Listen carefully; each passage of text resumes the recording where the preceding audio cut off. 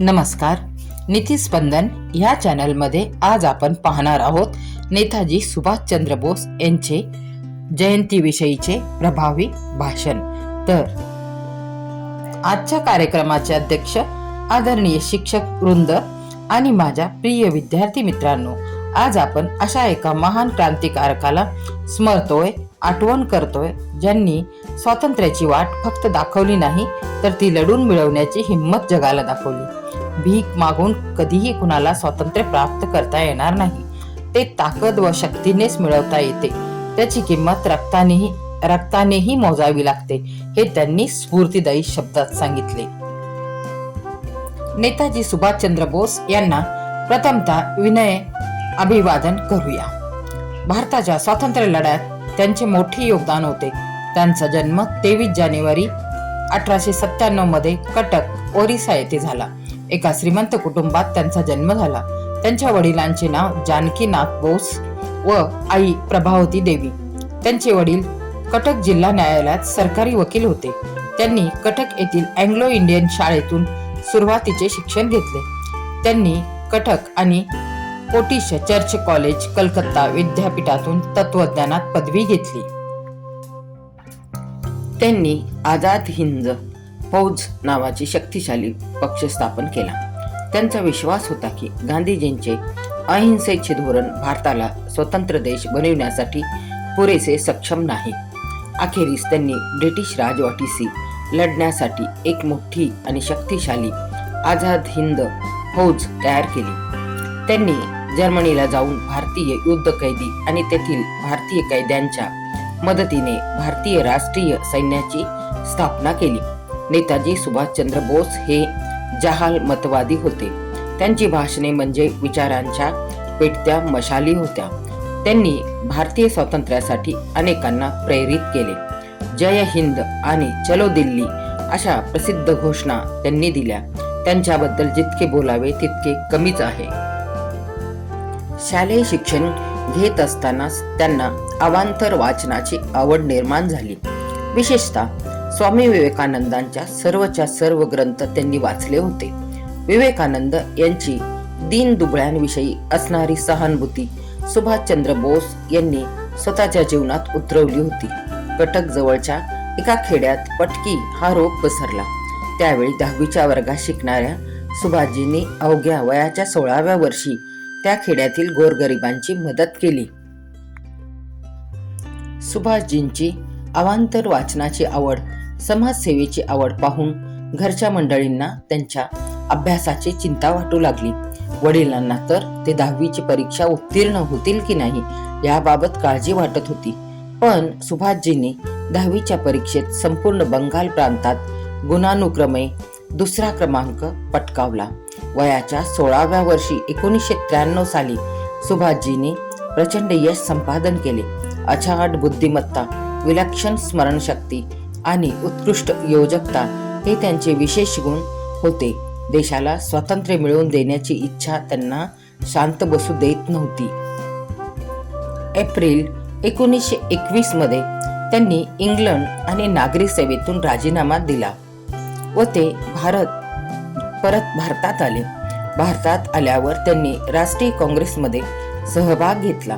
त्यांनी बंगाल आणि बंगालच्या आजूबाजूच्या परिसरातील युवकांना एकत्रित करण्याची महत्त्वाची भूमिका बजावली.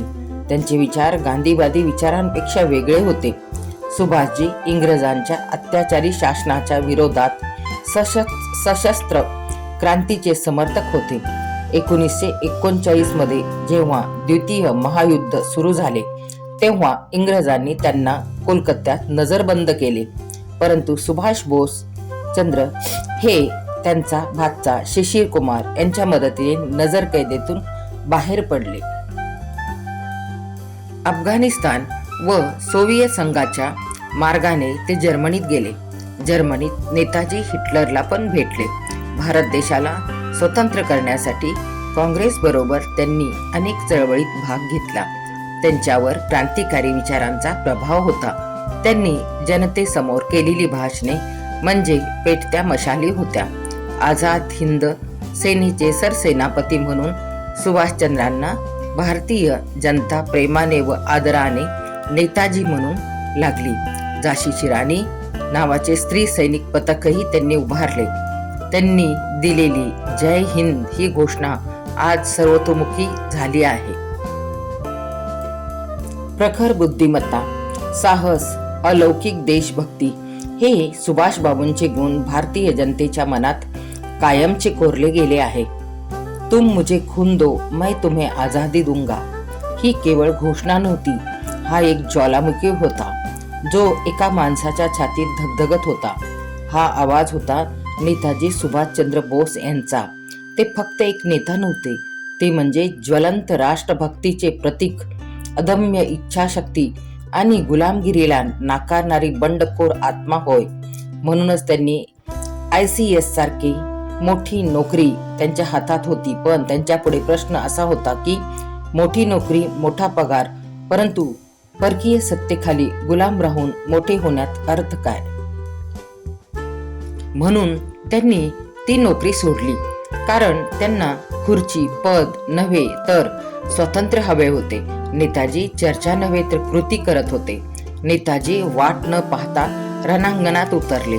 आझाद हिंद सेना उभारून चलो दिल्ली हा नारा त्यांनी दिला आणि संपूर्ण जगाला सांगितले, स्वातंत्र्य भीक मागून नाही तर शौर्याने मिळवायचे असते. तुम्ही मला रक्त द्या, मी तुम्हाला स्वातंत्र्य देईल. हा नारा ऐकून तरुणांच्या नसानसात जोश संचारला होता. माता, भगिनी, शेतकरी, सैनिक सगळे नेताजींच्या मागे उभे राहिले. नेताजींचे नेतृत्व विचारांचे होते. त्यांचा आत्मविश्वास असा होता की शत्रू ही थरथर कापत असे. आज नेताजी आपल्यात नाहीत, पण त्यांचे विचार आजही जिवंत आहेत. जेव्हा आपण अन्यायाविरुद्ध उभे राहतो तेव्हा नेताजी आपल्या सोबत असतात. जेव्हा आपण देशासाठी प्रामाणिक काम करू तेव्हा नेताजी आपल्या बरोबर असतात. नेताजींनी आपल्याला शिकवले की स्वातंत्र्य म्हणजे झेंडा फडकवणे नाही, तर जबाबदारीने देश घडवणे होय. चला आपण संकल्प करूया, भ्रष्टाचाराविरुद्ध लढूया, आळशीपणा झटकून टाकू, स्वदेशीचा वापर करू आणि आपल्या कामातून भारत देशाला आत्मनिर्भर आणि मजबूत करू. एक विचार, एक ध्येय आणि एक निर्धार देशाचे भविष्य घडवू शकतो. देशाच्या स्वातंत्र्य चळवळीचे महान नायक नेताजी सुभाषचंद्र बोस यांची आज 129वी जयंती आहे. यशाचे रहस्य जाणून घेण्याचा एकमेव मार्ग म्हणजे तुमच्या यशाचा मार्ग लढाई होय. जर तुम्हाला यशस्वी व्हायचे असेल तर तुम्हाला तुमच्या मार्गात येणाऱ्या प्रत्येक समस्येसोबत लढाई करावी लागेल, त्यात जिंकावे लागेल. नेताजींनी भारतीय स्वातंत्र्य लढ्यात आपल्या जीवाची पर्वा न करता संपूर्ण आयुष्य देश सेवेसाठी समर्पित केले. आपल्या प्रभावी विचारांनी, तेजस्वी वक्तृत्वाने आणि लढाऊ बाणा अंगीकारत ब्रिटिश राजवटीला बस करून सोडणारे एक वादळी व्यक्तिमत्व म्हणजे नेताजी सुभाषचंद्र बोस होय. अशा तेजस्वी आणि त्यागी सुभाष बाबूंच्या जीवन कार्याला कोटी कोटी प्रणाम. कॉलेजमध्ये इंग्रजी शिकवताना एका प्राध्यापकाने भारतीयांविरुद्ध काही अपशब्द बोलले.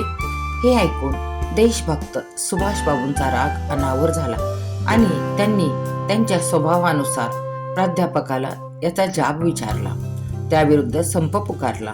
यातूनच त्यांचे अतूट देशप्रेम दिसून येते. या कारणामुळे त्यांना कॉलेजमधून काढून टाकले.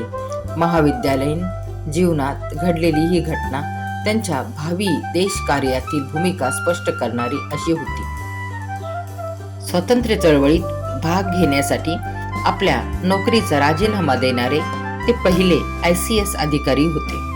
सुभाष बाबूंनी इतके महान देशकार्य करूनही काही विचारांमुळे त्यांना शेवटची काही दशके स्वतःच्याच देशात स्वतःची ओळख लपवून जगावे लागले.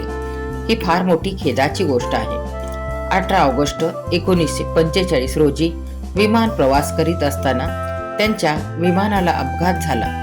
स्वातंत्र्य सेनानी सुभाष बाबूंची स्वातंत्र्याच्या लढाईत आहुती पडली. पुढे 2 वर्षांनी देश स्वतंत्र झाला.